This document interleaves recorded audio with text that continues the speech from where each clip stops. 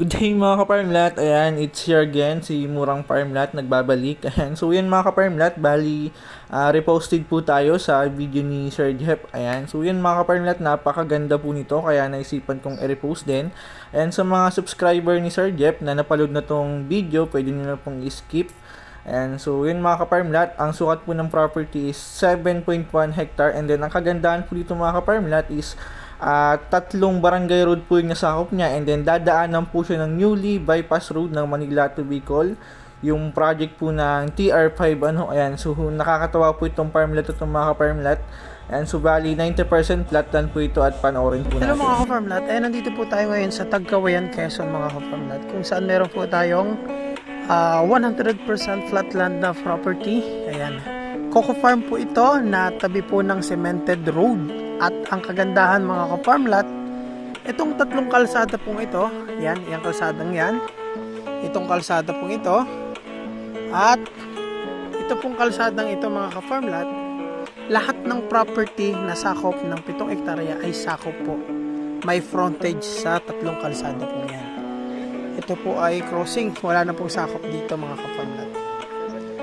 Bali mula po dito, ang frontage nito hanggang dun po sa mahogany na yon, which is nasa 60 to 70 meters yung frontage po dito. Mga 60 meters ang frontage. Dito naman, mula po dito sa crossing, hanggang doon po sa mahoganihan na yun, mga 80 meters ang frontage po niyan. 80 to 100 meters na front. Ayan.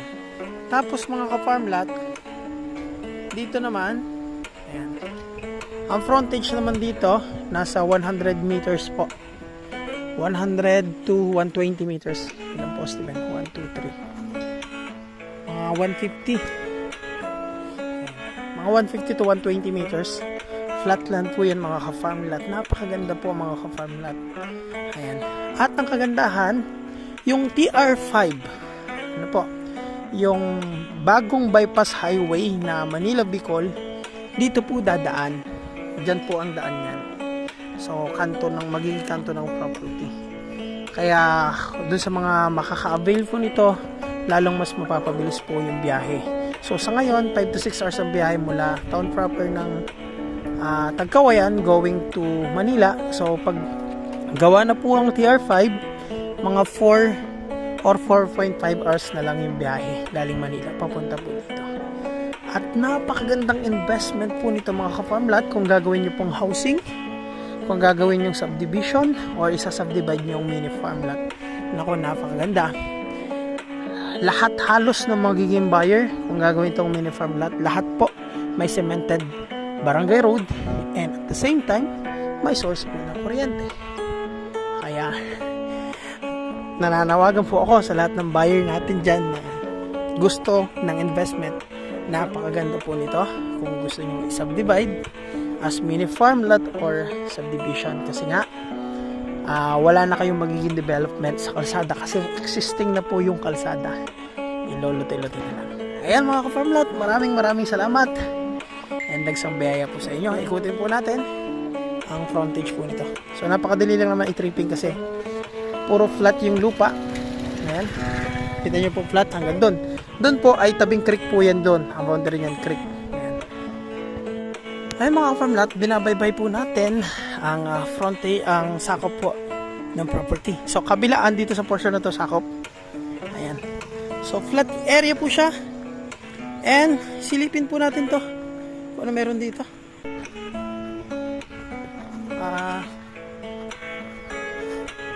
May tubig ako nakikita. Ayan.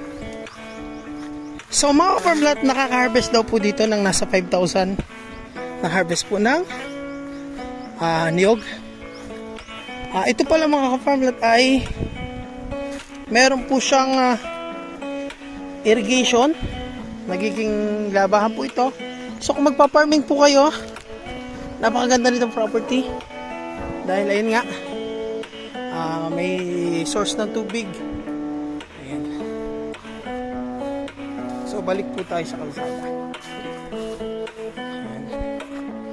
So yung angat po ng dito ng kalsada, nasa 1 meter po yung taas. Ayan.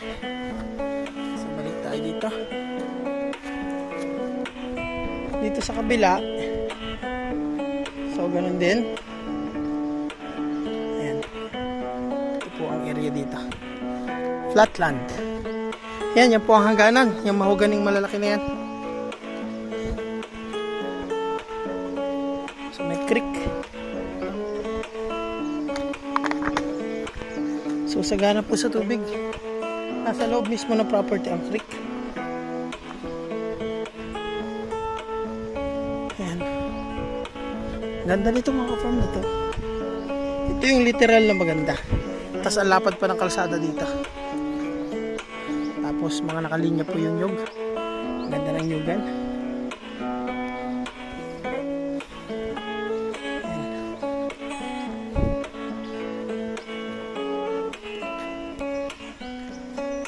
Kaka nang hahanapin dito. Saan?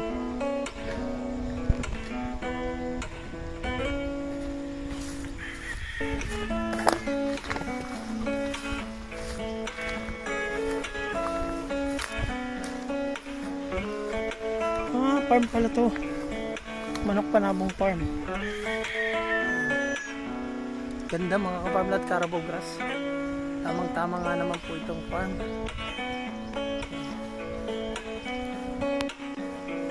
Naku mga ka-farmlat, huwag nyo na palampasin itong napakagandang property nito. 7 hectares. Yan. Tapos malalakip na po. So dito ang boundary po ay mahogany. Ayan. Nakapalibot po yung mahogany hanggang doon sa tabing kalsada doon. Ayan. Tapos dito naman po, ayan, nakapaikot din po dito ang mahogany. Ayan. Hanggang doon. Napakagandang property mga ka-farmlat ito. Kaya ano pang hinihintay nyo mga ka-farmlat? Ganda. So ayan, papasok po kami dito. Oh, dito lang, hindi dyan sa loob.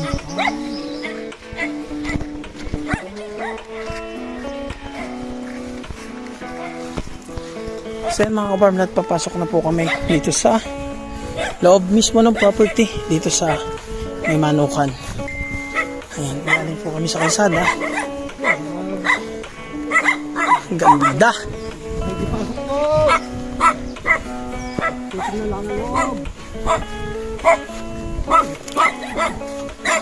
Quality ito mga ka-farmlat to.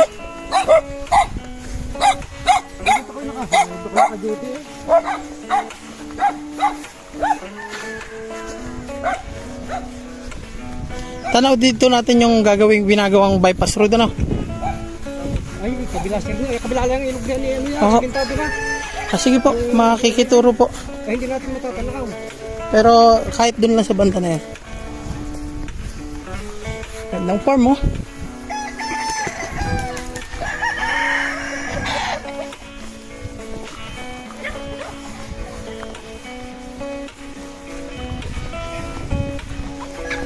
Dito na dito ang pagsada.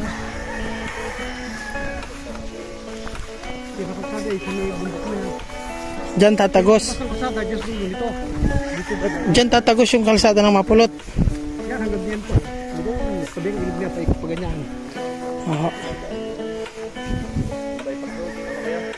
O sir, sabi na kayo ng ilog. Yan to na yan, oh. O sir, yan yung National Highway.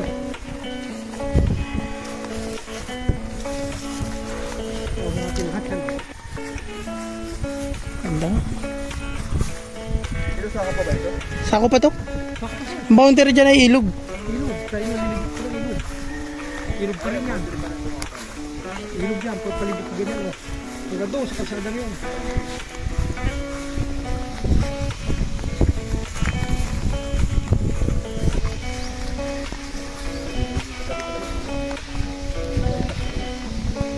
Ito din kaya lang binakudwa ng baka ang nasa likod.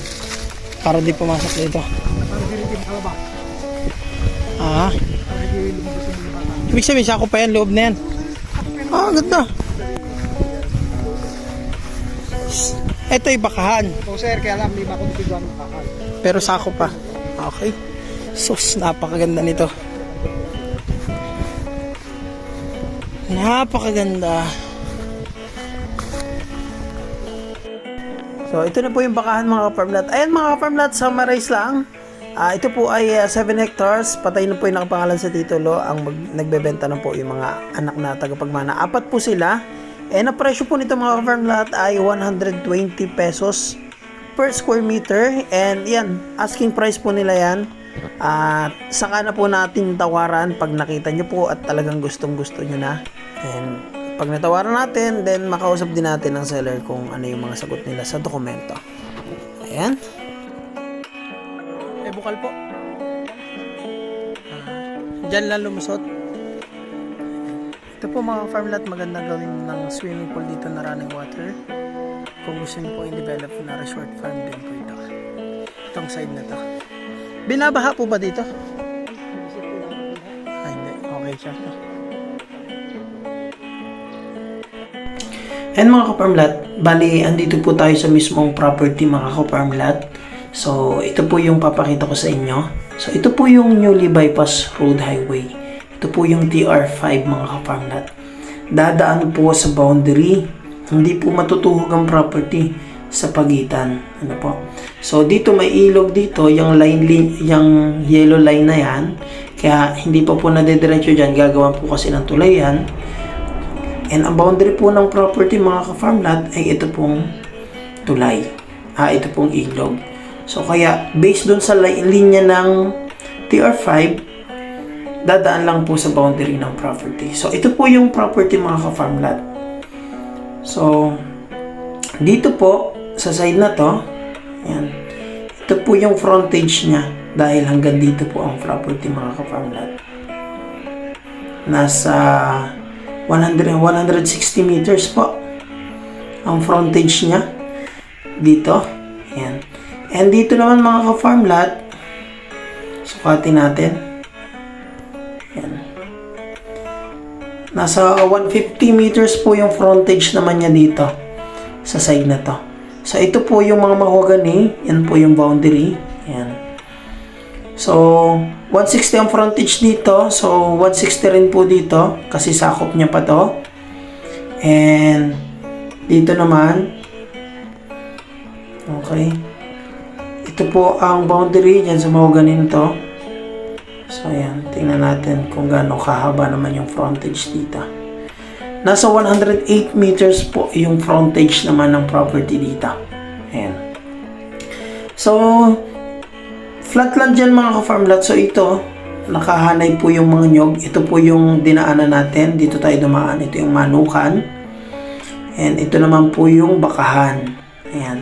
So napapalibutan po ng ilog yan. Tapos po, ito mga ka-farmlat, merong irrigation dito. So dumaan po sa ilalim yung tubig niyan. Kaya dito, may lumalabas pong tubig dito. Ayan. Papunta po dito sa palayan, mga palayan dito. Ayan. So, irrigation po yan mga ka-farmland.